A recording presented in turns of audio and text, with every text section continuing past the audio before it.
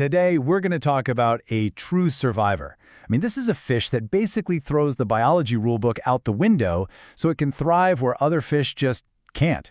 Let's get to know the amazing Singhi fish. So let me just start by asking you a question that sounds like it has a super obvious answer. Can a fish breathe air? I know, you're probably thinking, of course not. And for pretty much any other fish, you'd be right. But, well, the star of our story today isn't like most fish. All right, so what's the big deal with this creature? What makes it so incredibly special? Let's dive into its totally unique identity in the aquatic world. And here it is. This is the Singhi fish, a type of freshwater catfish. Now, at first glance, it might not look like much, right? But trust me, this fish is packed with some absolutely incredible adaptations. Okay, for all you science buffs out there, its official name is Heteropneustes fossilis. You can find this species in freshwater all across South Asia, places like Pakistan, India, and Sri Lanka. But there's one particular skill that really, truly sets it apart from the crowd. People actually have a nickname for the Singhi. They call it the live fish. And it totally earns that name because, and this answers our big question from the beginning, this fish can actually breathe air. Yep.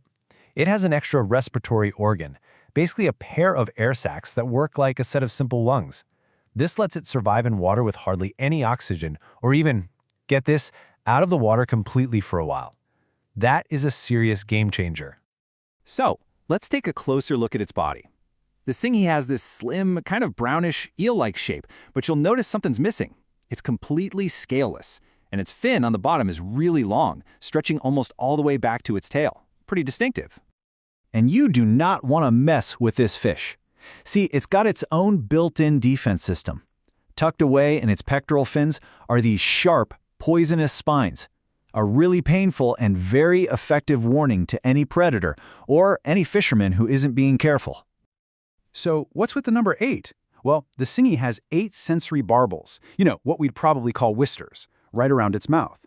These things are absolutely vital, helping it feel its way around and find food in murky water where it can't see a thing. It's like a built-in navigation system. Okay, so we know what it looks like, but how does it act? Let's get into its life as a predator. When it comes to its life cycle, it's all about being efficient.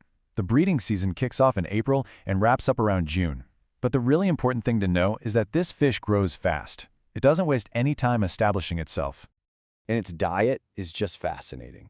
While it's technically called a predator, it's really more of an opportunistic forager, which just goes to show you that powerful survival instinct. It'll sift through mud and eat anything from insects and algae to whatever leftovers it can find. A true scavenger that lets nothing go to waste. So how big can this little survivor get? Well, it can grow up to about 30 centimeters. That's roughly a foot long. A pretty good size for such a tough and resilient creature. So all these amazing survival skills are fascinating, right? But this is where the Singhi's story really starts to connect with our own. Let's look at its journey from the pond all the way to the plate. Yeah, beyond just being a biological wonder, the Singhi fish is actually a huge deal for local economies. In a lot of places, it's considered a real delicacy, and you'll find it in super high demand at markets all across South Asia. So what's the secret? Why is it so valuable? Well, first off, it's a delicious food source. People love it. Second, because it's so hardy, especially with that air-breathing trick, it's actually really easy to farm without a bunch of expensive equipment. And third, that high market demand just makes it a super reliable source of income for folks. It's this perfect combination of natural toughness and economic value. The Singhi fish really is a masterclass in adaptation, isn't it?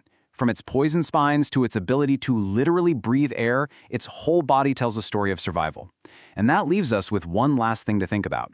What other creatures out there have developed these kinds of extraordinary abilities to not just survive, but to truly thrive in their world?